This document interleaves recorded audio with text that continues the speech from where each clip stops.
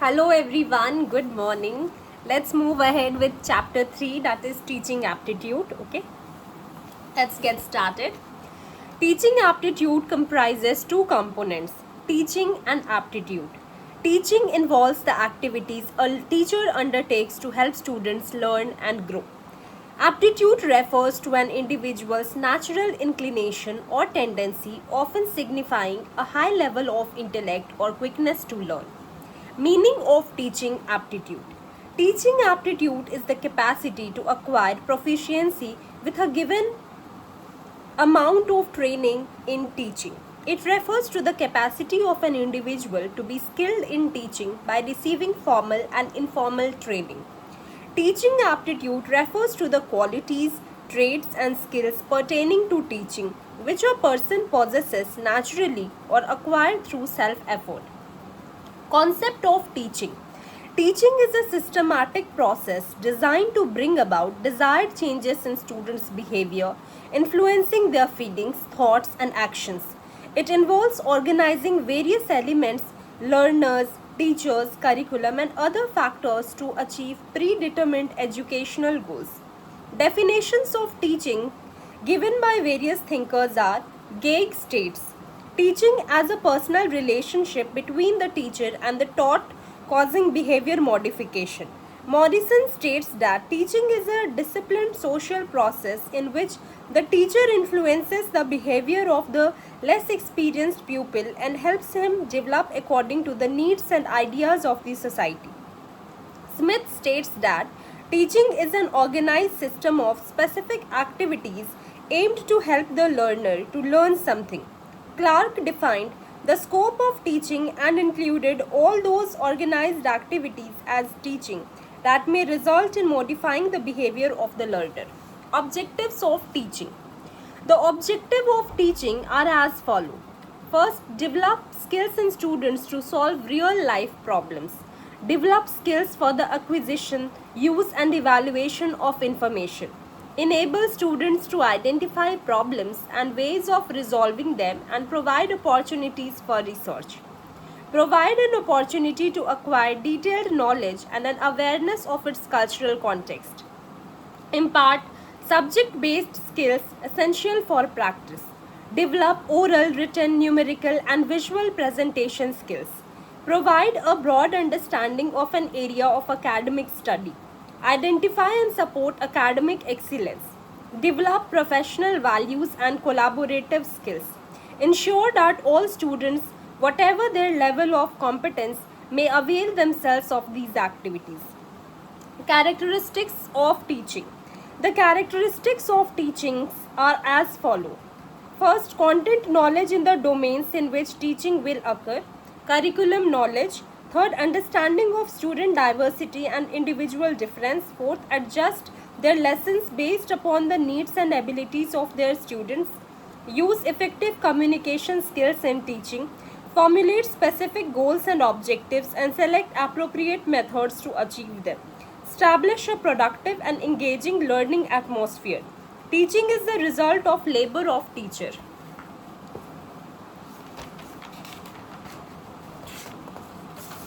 Theories of teaching. Teaching and learning theory. Teaching theory explains the relationship between teaching and learning and identifies common factors. It gives the knowledge about assumptions of teaching activities which provide guidelines for organizing teaching.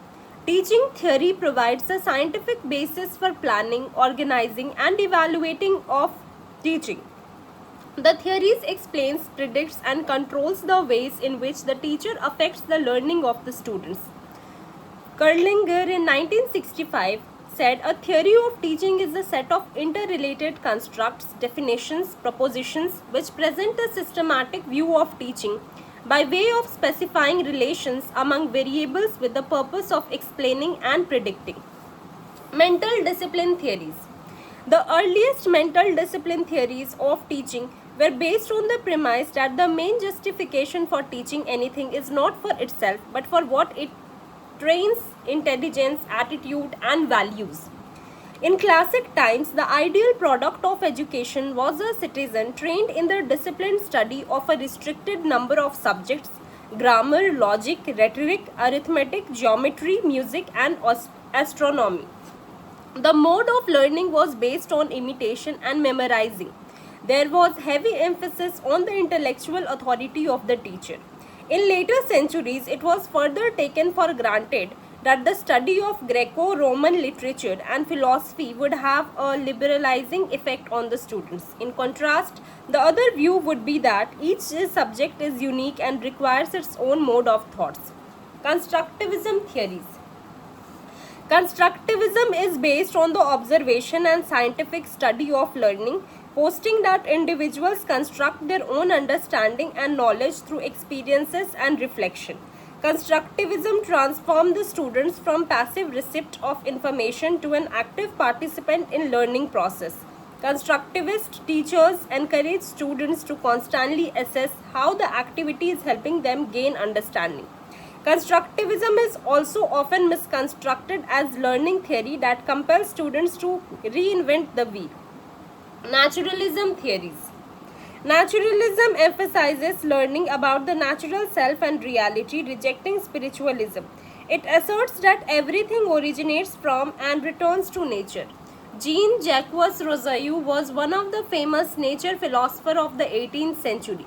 Naturalists believe that education should align with the nature of the child. They advocate for teaching methods based on direct or vicarious experiences rather than formal lessons, textbook, or examination. Educational activities should be enjoyable and engaging, allowing students to learn through their own experiences. Appreciation theories. This theory suggests that learning involves forming associations between ideas and experiences in the mind. Initially, the mind is seen as a blank slate as proposed by John Locke. Johann Herbert introduced the concept of appreciation, explaining how new ideas are linked with existing ones to form a matrix of associations called the appreciation mass. Jean Piaget argued that assimilation of new ideas into existing framework is not sufficient. Accommodation, modifying existing idea to incorporate new information is also crucial. Steps of appreciation theories. Herbert was convinced that learning proceeds through an ordered series of steps which a teacher should understand and follow. The steps are as follows. First is preparation, whereby the teacher starts the lesson with something already known to the class. Second is presentation, introducing new material. Third is association, whereby the new is compared and connected with the old, the stage of appreciation. Fourth is generalization, whereby the teacher presents other instances of the new ideas. Fifth is application, whereby the ideas are applied to further material carried out by the child individually, a problem-solving phase. These 5 steps give the teacher a clear role. They constitute a form of intellectual dominance and could lead to stereotyped lesson restricting the spontaneous creative learning by the pupil. Contemporary curricular revision, on the contrary, aim at promoting pupil activity. Classical conditioning theories. Classical conditioning or Pavlovian conditioning was discovered by Russian psychologist Ivan Pavlov. It involves learning through association. Learning occurs through the association of a neutral stimulus, example a bell, with a natural stimulus, example food, leading to a conditioned response, example salivation. The teachers are able to apply classical conditioning in the class by creating a positive environment to help students overcome anxiety or fear. Pairing an anxiety-provoking situation such as performing in front of a group with pleasant surroundings helps students learn new associations. Behaviorist theories. Behaviorist theories focus on the relationship between stimuli and responses. Learning is viewed as the development of new behaviors through goal setting and reinforcement. Law of effect. This law highlights the impact of the consequences of a stimulus response SR connection on learning. Law of readiness emphasizes the learner's willingness to make SR connections. Law of exercise relates to the strengthening of SR connections through practice. Teachers play a crucial role in determining desired behavioral changes and designing teaching strategies to achieve these goals. Behaviorist theories have significantly impacted modern educational practices, focusing on observable and measurable behaviors. Operant conditioning theories. Operant conditioning, introduced by B.F. Skinner, emphasizes learning through reinforcement. Principal learning is active and reinforcement, example, rewards, is used to encourage desired responses. It combines stimulus response learning with problem solving, where learners use acquired knowledge to respond to challenge. While effective for reinforcing new behaviors, operant conditioning may not fully explain complex learning processes, as learners are not merely responders but also active participants in their learning. Cognitive theories. Cognitive theories address processes related to knowing and thinking. They emphasize the importance of understanding, manipulating, and symbolizing information. Cognitive theories propose a sequence for thought process: arousal of interest, exploration, formulation of ideas, and verification of hypotheses. These theories are applicable in educational settings where understanding how students process and organize information is crucial for effective teaching. Maturation and readiness theories. Readiness theories of learning lean heavily on the concept of maturation in stages of biological and mental development. It is assumed that a child passes through all stages of development in reaching maturity. During the past half century, Swiss psychologist Jean Piaget gave the concept of readiness. According to him, cognitive development comes from a child had to be cognitively ready to learn, and cognitive developments depends on biological maturity and social interactions. The teacher finds out what a child is ready for and then devises appropriate materials and methods. Much of the work on reading skills, for instance, makes use of the readiness concept. The Italian educator Maria Montessori emphasized periods of sensitivity when children are particularly receptive to learning certain concepts such as language and sensory experiences. Structural theories. The second half of the 20th century saw a revival of the concept of the structured wholeness of experience, which Gestalt psychologists had first introduced early in the century. The whole of experience in this view is more than the sum of its parts. In educational terms, a new experience such as a new historical text, an exposition in science, or a problem rider in geometry begins by seeming relatively formless and unstructured earlier.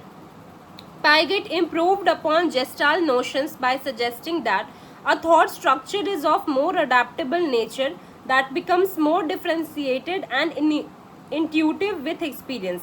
This kind of structuralism found quite independent advocates in other fields. In language, for example, an American, Noam Chomsky, believes that there are innate language structures in the young individual, just as Piaget insists on the thought structures. Teaching should not be contrived and artificial. Thus, economics should be taught as an economist views it, or physics or as a physicist views it, or language as a linguist views it. Teaching strategy. Teaching strategies are categorized into autocratic and democratic methods. First, autocratic teaching strategy. Storytelling methods enhances interest, vocabulary, and imagination, useful for teaching language and social science. Lecture method, effective for introducing new topics and developing cognitive and affective domains, suitable for presenting extensive contents. Third is demonstration method.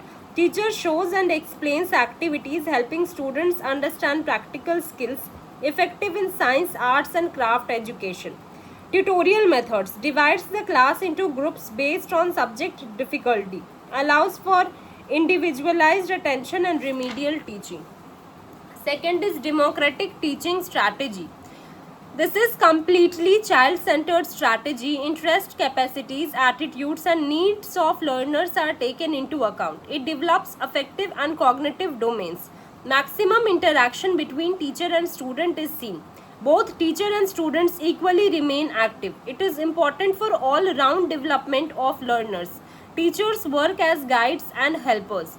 Democratic methods can be divided into 6 types. These are discussed below. Discussion method.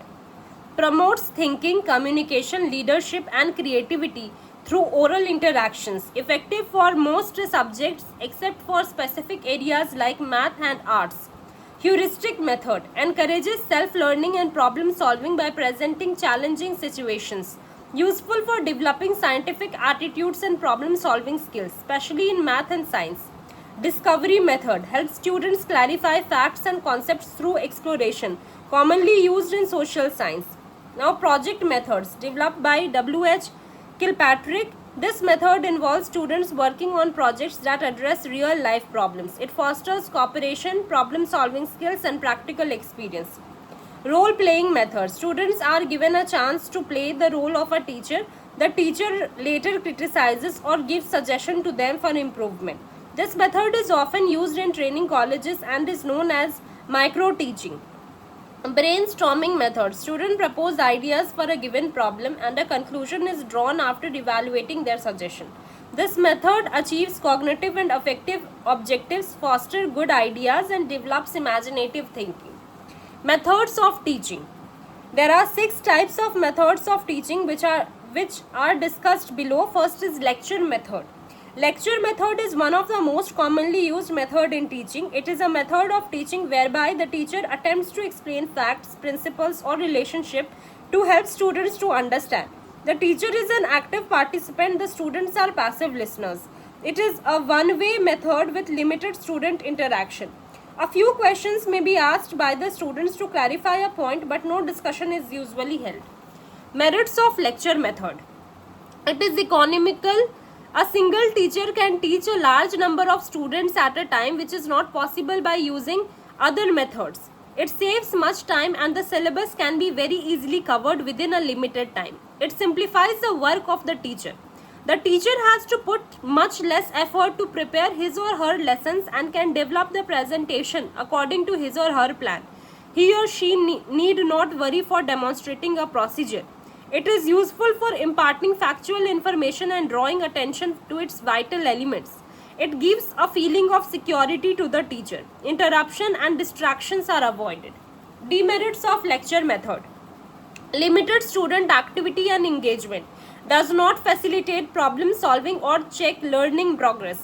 Fails to address individual learning paces and interest. Has low receptivity. The rate of imparting information by the teacher may be too fast for the learner to get necessary connection of thought. Second is discussion method. Discussion method is one of the oldest methods of teaching learning process used by Greek scholars and scholars from Nalanda University. It considers analyzing various facts about a topic, understanding their relationship, and drawing conclusions. This method stimulates students' thinking process to analyze and integrate facts and help in developing their abilities in presentation of their ideas and facts clearly and fluently. A discussion method of teaching is a democratic method uses teaching a particular subject, supplementing a lecture in connection with an observation visit or case presentation, and third is sharing information. Merits of discussion method. It helps in stimulating thinking process, pooling of knowledge, ideas, and feeling of several persons, analysis and integration of facts, ideas, and concepts, promoting intelligent learning, shared responsibilities, and team spirit, discovering talented students. Demerits of discussion method.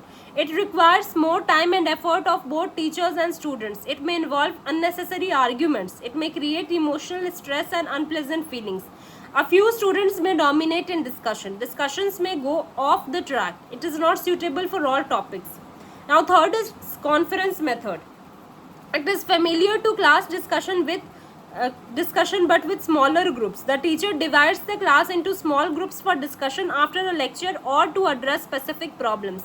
It can also be used before and after observation visits, that is pre-visit and post-visit conferences. Other teachers may assist in leading the conference groups. He or she need to explain the objectives of the conference to all the teachers involved and function as a team. The purpose is to offer students those learning experience which the teacher cannot provide through lecture or otherwise. Now, merits of conference method.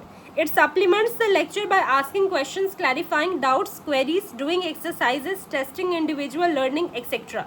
It provides opportunity to direct and guide individual students as a slow learner, the learner with special interest, the bright learner, etc.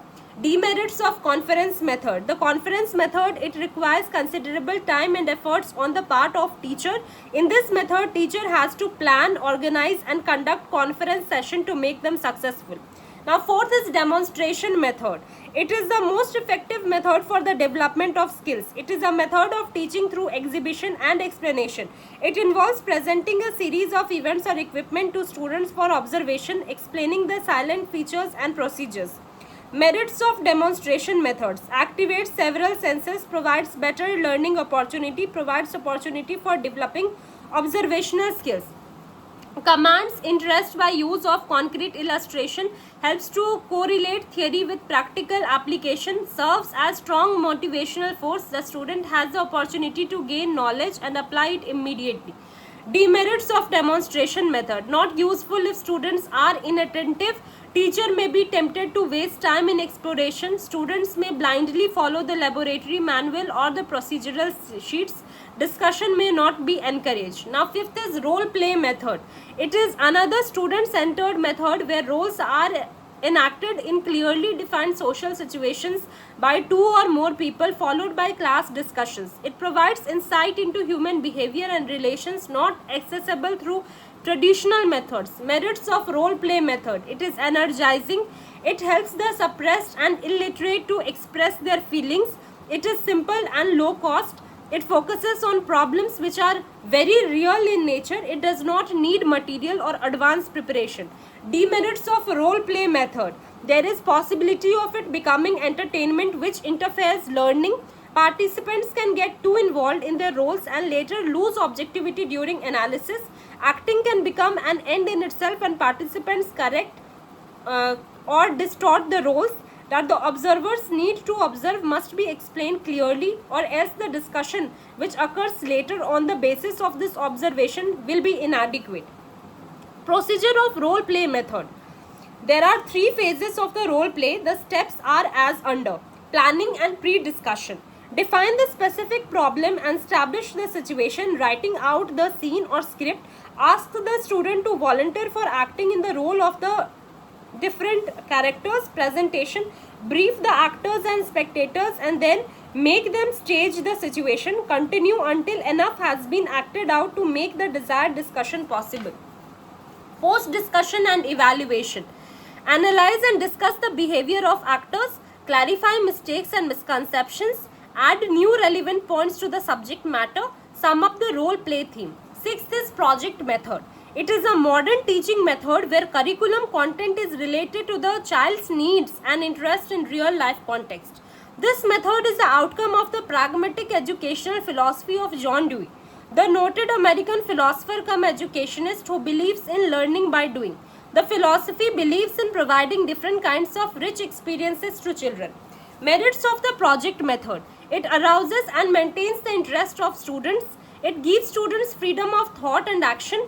Clearly and tangibly defined objectives help students what is to be done, what progress is being made, how well it is being done, and what it is finished. It provides for individual differences, individual students to evaluate one's own finished product. It provides opportunity for developing intellectual as well as doing abilities. Group projects help to develop cooperative spirit, community feeling, etc. Demerits of project method. Poor project selection may lead to impractical or trivial projects, time consuming and may disrupt the timetable, cost and material availability issues, potential for overemphasis on individual work and insufficient group cooperation. Challenges in organizing subject matter and covering the prescribed course. Steps involved in a project. Choosing and purposing. Students select or are guided to select a project that meets their needs. Planning. Develop a detailed procedure with teacher guidance. Third is execution. Students conduct activities related to their project with teacher support. Fourth is recording. Maintain a comprehensive record of the project's progress and outcome. Fifth is evaluation. Assess the project against preset standards with opportunities for self-evaluation and teacher feedback. Different technique of education process. Kindergarten method of teaching. Kindergarten means a garden for children and includes early childhood educational practices that encourage social and collaborative learning. Different types of kindergarten, including those that use the Montessori method, exist in Lafayette NJ. Kindergarten methods of teaching use different instructional designs to help children learn at their own pace while in a social and collaborative environment. In kindergarten and other preschool models, young children are exposed to a range of activities that they may not have encountered before. Kindergarten group learning. In addition to group learning, kindergarten methods of teaching can also include small group instruction in which children divide into groups of 2 or more to work together on a project. Small group learning is critical for promoting a child's social skills. Likewise, when children work on project with peers, they learn how to communicate one-on-one in ways that create harmonious social relationship. Kindergarten programs like those at Alpine Montessori are also based on the principle of individualized learning. The kindergarten method of teaching is nurturing and supportive rather than competitive. Dalton method of teaching. This method was developed by Helen Parkhurst at Dalton High School and hence the name in Massachusetts, USA. Learning is organized through monthly assignments or contracts that students must complete in a set period. Each student's progress is tracked on a job card. The children of various levels will be working in the subject room where each of them gets material for his work. Principles of the method are freedom.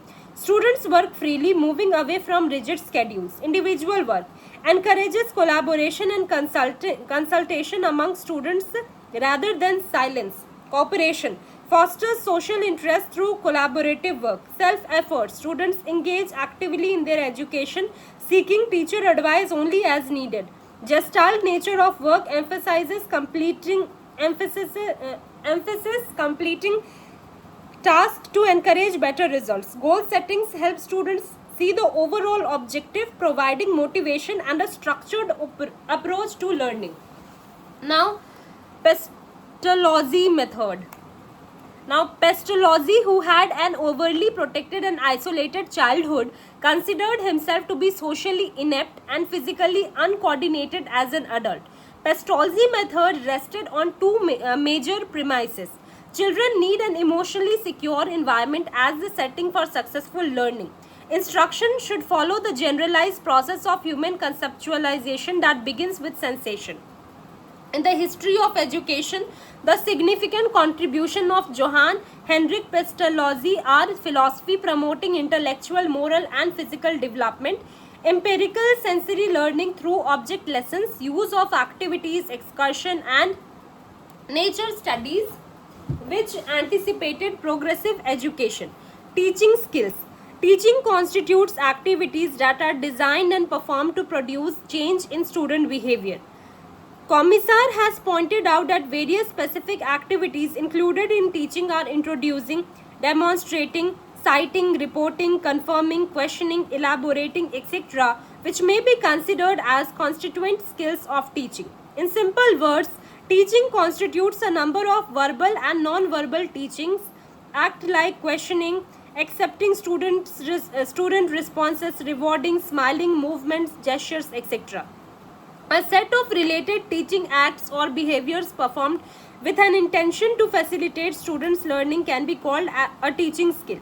Some basic teaching skills are as follows. Introducing a lesson. Introducing a lesson effectively is akin to introducing a stranger. It sets the tone and draws attention. A teacher must possess the necessary skill to introduce a lesson or unit in an effective manner. The components of the skill of introducing a lesson are desirable behavior. Using previous knowledge. The previous knowledge refers to knowledge already possessed by the student. If any new knowledge is to be added to the previous knowledge, there should be logical continuity between them. New knowledge should also be relevant to previous knowledge of students. When we present new knowledge to the students, we have to bring their previous knowledge to their conscious level. Using appropriate device. Here, device refers to the technique that a teacher uses while introducing a lesson. Employ techniques like examples, questioning, lecturing, storytelling, dramatization, audio-visual aids, and experimentation based on students' maturity, interest, and the lesson content. Undesirable behavior. Lacking in continuity. Continuity refers to the sequence of ideas or information being presented. While introducing a lesson, continuity breaks when the statement made for questions asked by the teacher are not logically sequenced, making irrelevant statement. A statement or a question which a teacher makes while introducing a lesson is said to be irrelevant when it is not related to the aim of the lesson. Such statement or questions do not contribute to the effectiveness of the skill in terms of establishing rapport with the students. Sometimes such statements also confuse the students. What have I said? In our day-to-day life, you find persons explaining some idea or phenomena by going deep into the matter with appropriate examples and logically organizing the matter. In classroom, right from grade 1 to high grades, a teacher explains ideas and concepts. It is the most commonly used skills and is the essence of instruction. When a student does not clearly understand the ideas which his or her teacher tries to convey, he or she generally asks for an explanation. In a classroom, an explanation involves making interrelated statements to enhance understanding, focusing on causes, reasons, steps and events, antecedents leading to a phenomenon, result or action consequent. An explanation involves giving antecedents to a consequent, which can be diagrammatically presented as follows. Antecedent: causes, reasons, actions, steps, events, explanation, and consequent is phenomenon, action, result, event, condition. There are various techniques through which we can explain an idea, phenomena, etc. They are question answer technique, use of audio visual aids, or by making certain related statement concerning what we have to explain. Sometimes we use all the techniques simultaneously to make explanation more effective. The desirable teacher behavior for effective explanation should include using only relevant statements, having continuity in statements, using vocabulary which the students know, being fluent in speech. While explaining, avoiding vague words and phrases, using beginning and concluding statements, and testing students' understanding by putting a few questions. Questioning is crucial for engaging students and assessing understanding must learn. A teacher needs to put meaningful questions to the students during the teaching learning process. It refers to the grammatical aspect and the content part of the question.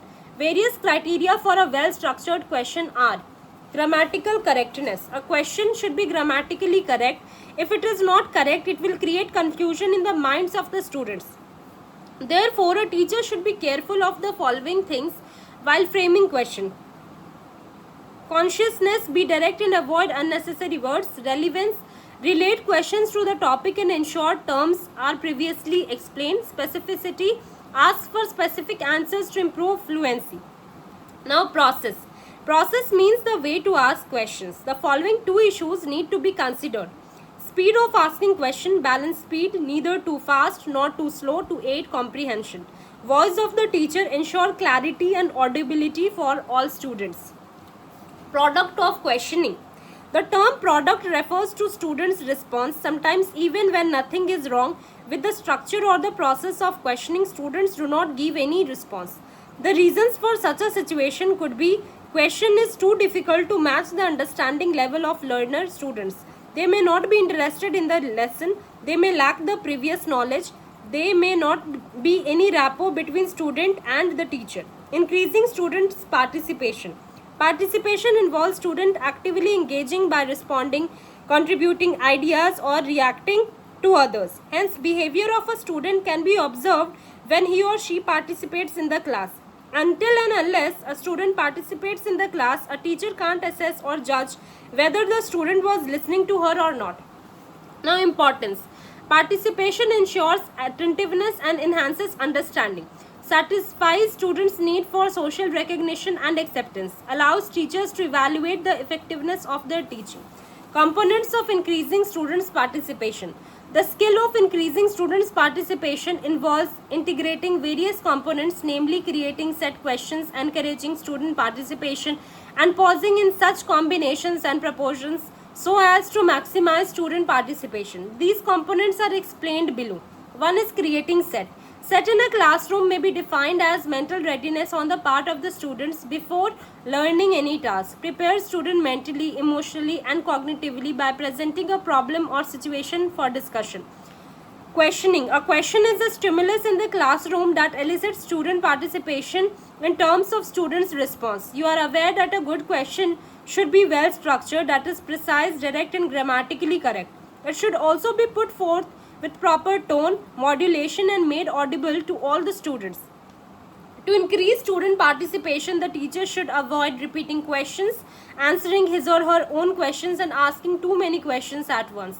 Encouraging student participation. Use verbal and non-verbal cues to encourage students, such as praising correct responses. Pausing. Introduce deliberate pause to encourage participation using non-verbal cues to prompt responses. Providing reinforcement. When students are answering or responding in the class, they are eager to know whether their answers or responses are correct or not. When the students come to know that the answers given by them are correct, they feel happy and get encouraged. Thus, their participation in the class increases. In such a situation, we say that the student's behavior of responding correctly is reinforced or strengthened. In other words, it may be said that there is positive reinforcement in the student's behavior. In providing reinforcement, important points to be remembered are as follows. Positive reinforcement. It means strengthening of desirable behavior. It increases student participation in the class. Positive reinforcers are those behaviors of the teacher which encourage students to participate more and more. There are verbal and non-verbal.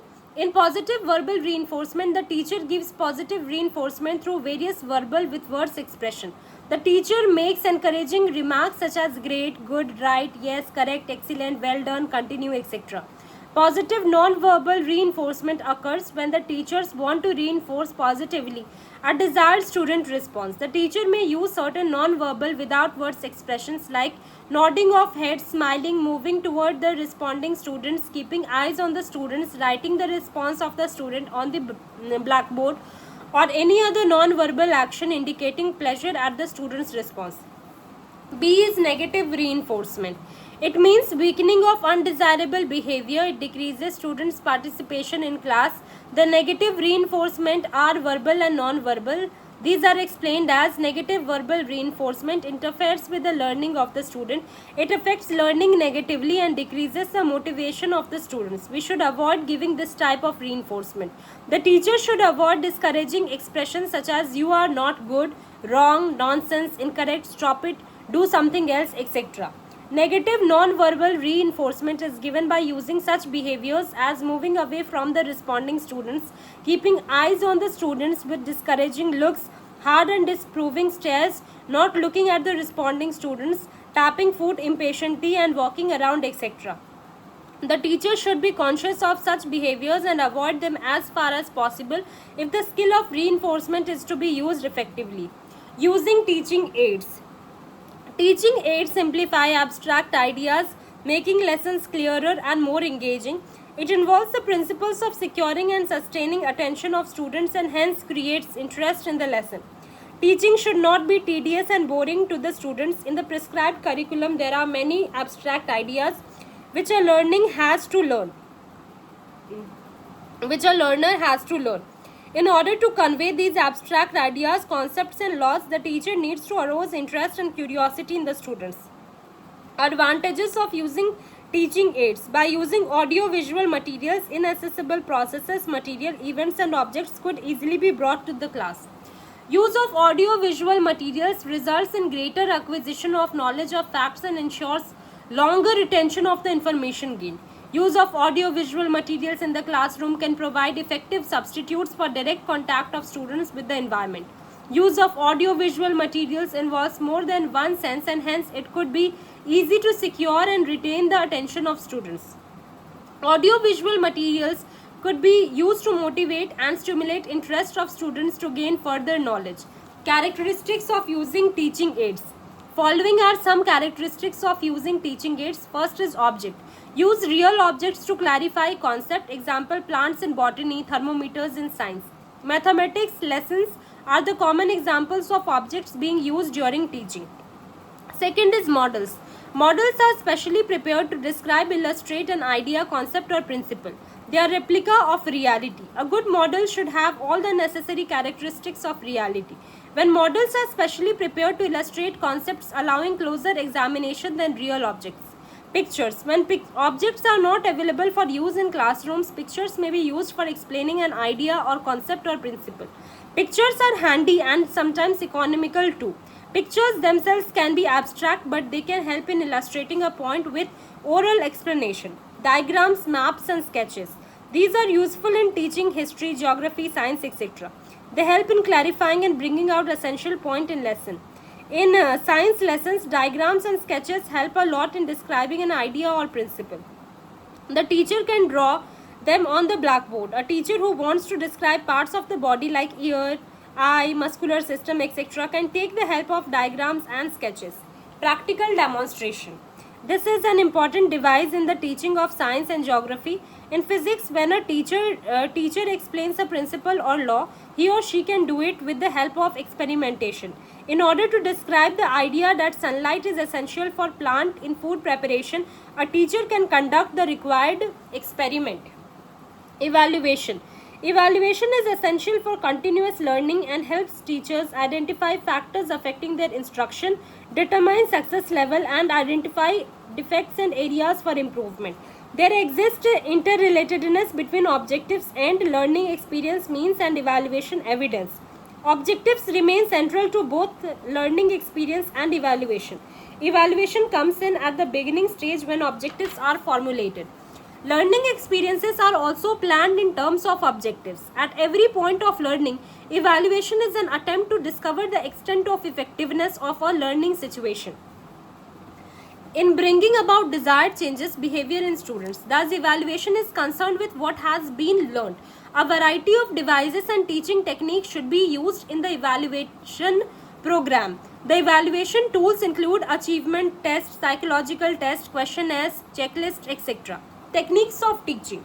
A technique is a procedure or skill for completing a specific task. It is often linked to method or strategy. It is the skill a teacher using while teaching.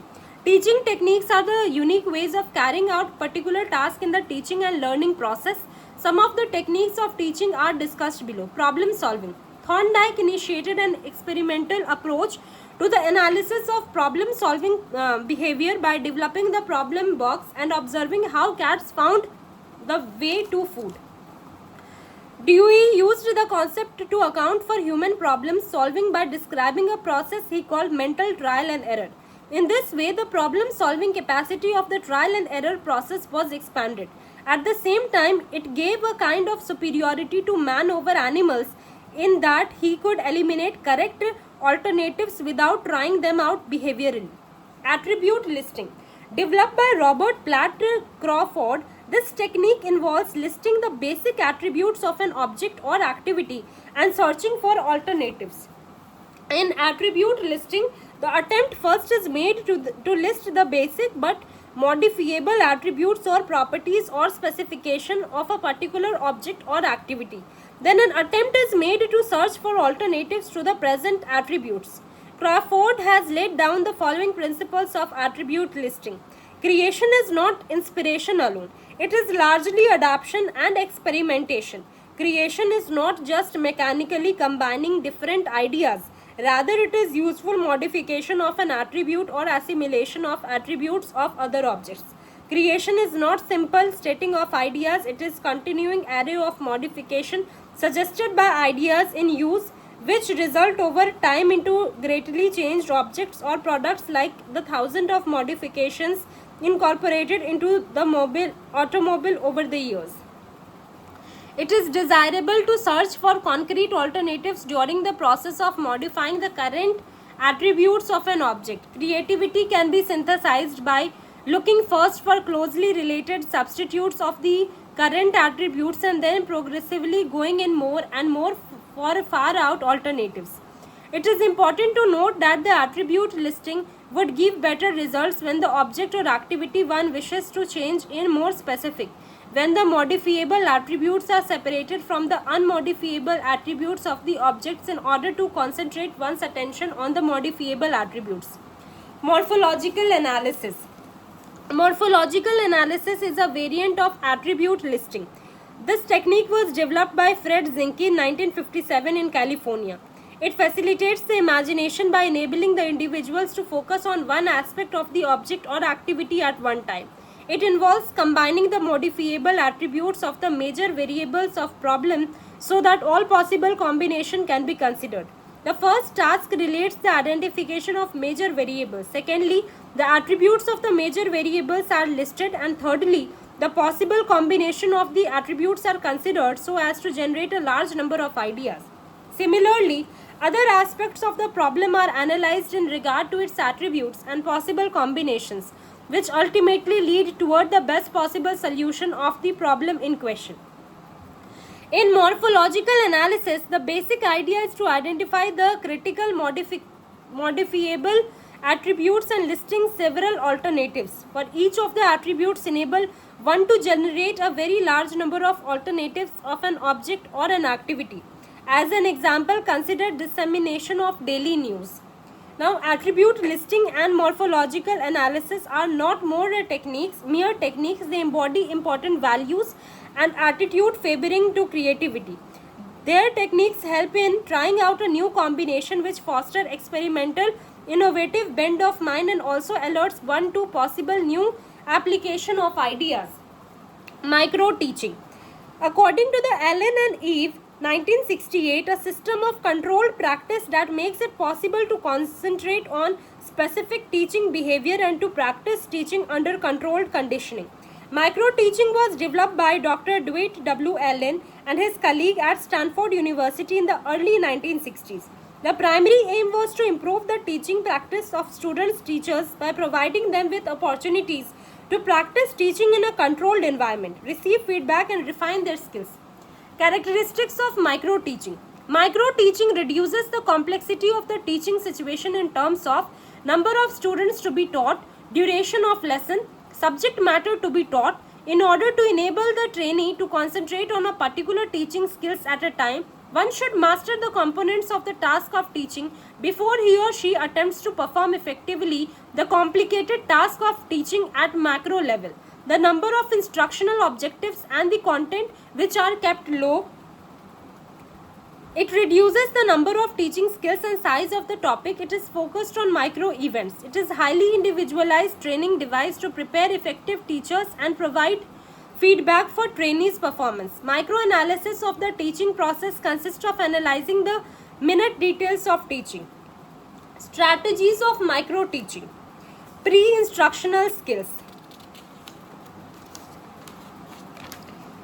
These includes writing of instructional objectives, sequencing and organizing knowledge to be presented in order to achieve specific objectives, appropriate content, proper organization of content, selection of proper teaching aid. Second is instructional skills. Skills of introducing a lesson, keeping in mind the previous knowledge of learners, skill of explaining and illustrating, reinforcement, probing questions, reinforcing pupil participation, diagnostic pupil difficulties. Post-instructional skills, skill of writing test items, interpreting pupil performance in a test, planning remedial measures. Feedback. This is a vital aspect of micro-teaching cycle. It refers to giving information to the teacher trainee about his performance. The information includes the point of strength as well as weakness relating to his or her performance. This helps teacher trainee to improve upon his or her performance in the desired direction. Principles, phases and steps of micro-teaching. Principles of micro-teaching are reinforcement, practice and drill, continuity, microscopic supervision. Phases of micro-teaching were given by Cliff: knowledge acquisition phase, skill acquisition phase, transfer phase. Steps of micro-teaching are defining a specific skill, demonstration of the skill, micro-lesson plans, teaching a small group, feedback, replanning, reteaching and re-evaluation. 5 hours of micro teachings are recording, reviewing, responding, refining, redoing. Merits of micro teaching.